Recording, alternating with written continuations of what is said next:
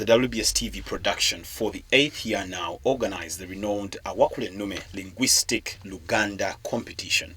The grand finale of the feat was held today in the top-notch state-of-the-art WBS television auditorium, bringing together lovers of the language and prominent Ugandans. Those in attendance were treated to pieces of entertainment from bands and school choirs.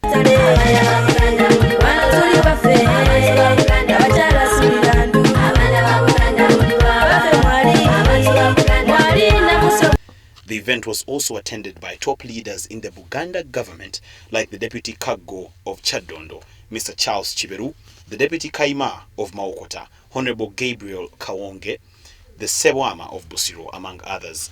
WBS Television's General Manager, Mr. Stanley Mwangi, thanked the organizers for such an event and more for cherishing the culture of Buganda.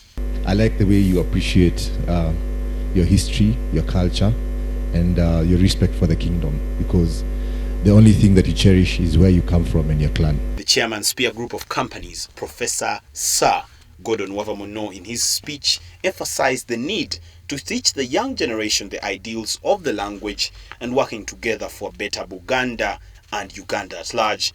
He further urged the general public to develop, preserve and protect the language, giving an example of himself who takes time off his busy schedule to jot his intellect into books for public consumption of knowledge.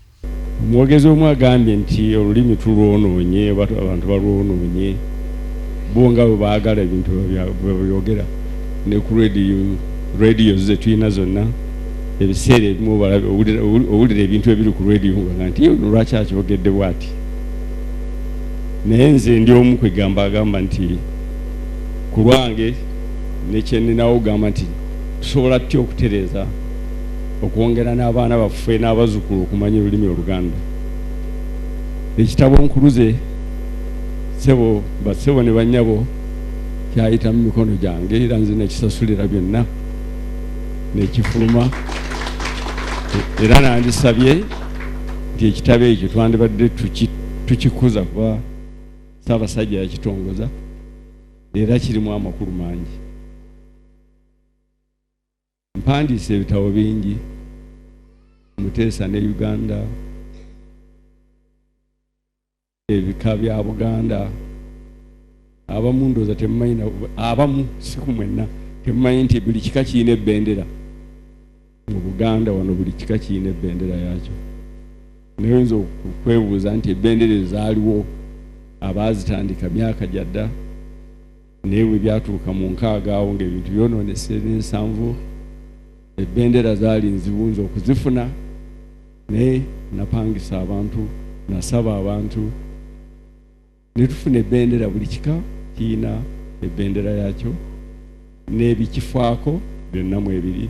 Ekitabo ekyo weekiri oba mwali mukirabye oba temukirabanga, badde nkuyo essimu ku ofiisi bajja kutuleeterayo ebimu nga The event winner Nakalema Jen, who beat her contenders with 45 points, was lastly announced, much to the surprise of the audience at home and in the auditorium, for she becomes the first lady to take the crown home. She implored fellow women to take up such tasks and express joy for winning. I'm feeling so happy, and I'm so grateful to the people who prepared the Wakul'Enume since in 2008. It's my first time, and I'm so grateful to the living God that I'm the first lady to make it. Oh, ladies, we can also make it, and they do it better than men. Thank you. WBS Television has once again proven beyond reasonable doubt that its organizational capabilities are unmatched and continues to stamp and seal the fact that we are indeed the #1 television of choice in as far as quality assurance goes. In those things that she has been told to put to note is the fact that she has to preserve the language of Buganda, and we all have to learn a lot from this. Today has been a very beautiful and a wonderful day, and reporting live from Naguru, our studios, I'm Daniel Lutaaya.